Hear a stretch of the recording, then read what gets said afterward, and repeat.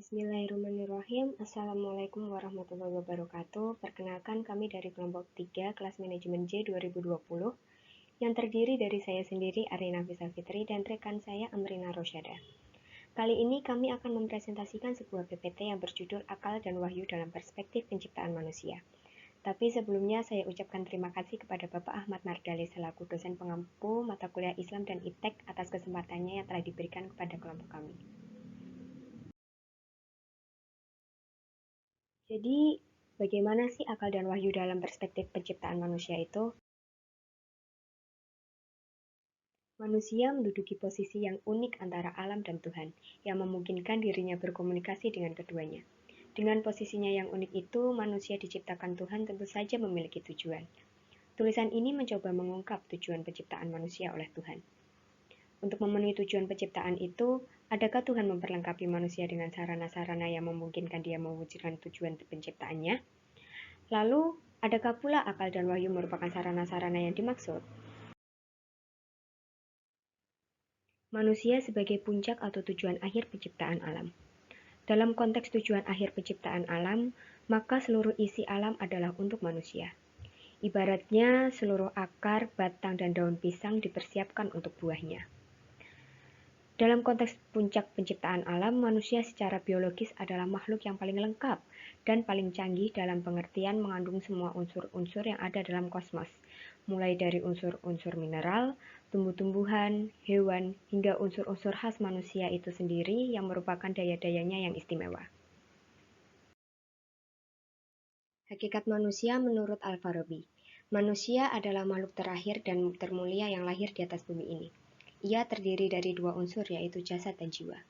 Jasad berasal dari alam ciptaan, sedangkan jiwa berasal dari alam perintah.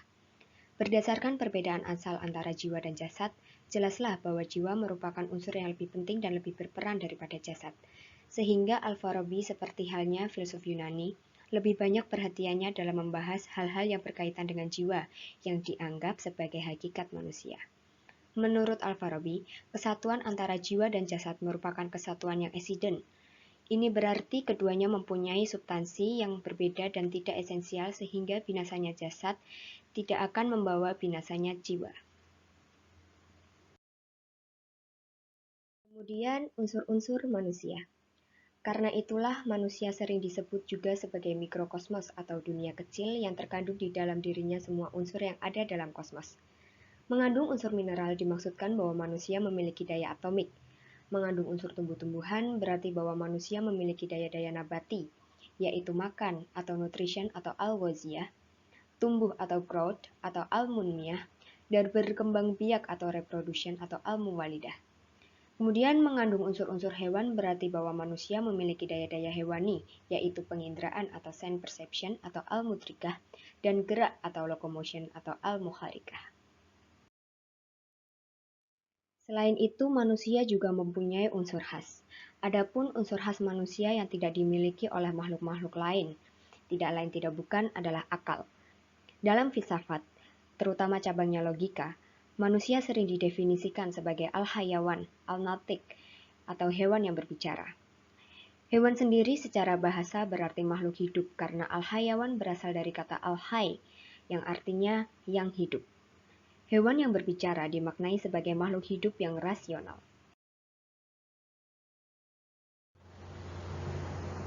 Perspektif penciptaan manusia menurut Imam Al-Ghazali. Imam Al-Ghazali memberi pandangan tentang esensi manusia, yaitu bahwa manusia merupakan makhluk hidup yang tersusun dari 4 dimensi yang dalam kerjanya atau fungsinya saling berkesinambungan satu sama lain, yaitu hati, ruh, nafsu, dan akal.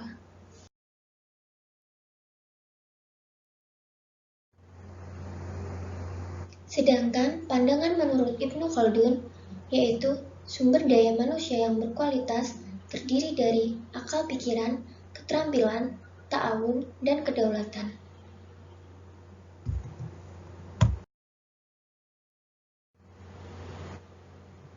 Secara fungsional, kemampuan akal manusia terdiri dari dua. Pertama, kemampuan kognitif atau teoritis.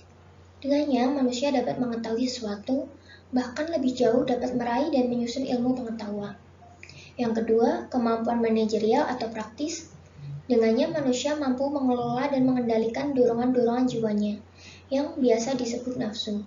Karena itu ada yang menyebutnya moral.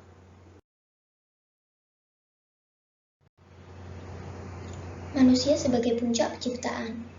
Manusia sebagai puncak atau tujuan akhir penciptaan alam dengan daya-daya yang dimilikinya, disempurnakan Tuhan dengan dikaruniai sesuatu yang menjadikan manusia bukan hanya makhluk fisik, melainkan juga makhluk spiritual, yaitu rohani. Seperti akal, hati juga berpotensi untuk menangkap objek-objek imaterial walau dengan cara yang berbeda, serta untuk menerima ilham dan wahyu. Wahyu merupakan sabda atau firman Tuhan yang disampaikan kepada manusia yang menjadikan pilihannya yang telah mencapai tingkat kesempurnaan disebut al-insan al-kamil, yaitu nabi atau rasul, untuk terus disampaikan kepada manusia lainnya sebagai pegangan atau panduan hidup menjadi khalifah Tuhan di muka bumi. Quran Surat Al-Baqarah ayat 31. Bila tujuan penciptaan untuk beribadah kepada Tuhan dialamatkan juga kepada makhluk selain manusia, seperti jin dalam Quran Surat Al-Zariyat ayat 56, atau bahkan seluruh isi bumi dan langit dalam Quran Surat Al-Hasyr ayat 24, maka lain halnya dengan tujuan penciptaan untuk menjadi khalifah. Tujuan penciptaan yang terakhir ini hanya dimandatkan kepada manusia. Manusia bukan makhluk lain yang diharapkan Tuhan untuk menjadi instrumen melaksanakan kehendak-kehendaknya di bumi. Bentuk lebih konkret dari pelaksanaan kehendak Tuhan di bumi secara literal atau memakmurkannya dimuat dalam Quran Surat Al-Hud ayat 61. Dan secara kontekstual adalah membangun kebudayaan peradaban. Untuk melaksanakan fungsi khalifah, manusia diberi anugerah oleh Tuhan, yaitu satu, ilmu pengetahuan, dan dua, kebebasan memilih. Untuk menerima kedua hadiah itu, manusia telah dilengkapi di dalam dirinya sarana atau piranti, berupa akal dan fasilitas. Wahyu Tuhan yang diturunkan kepada manusia yang telah mencapai tingkat kesempurnaan atau al-insal al-kamil yang dalam bentuk konkretnya diwakili oleh Nabi Muhammad SAW.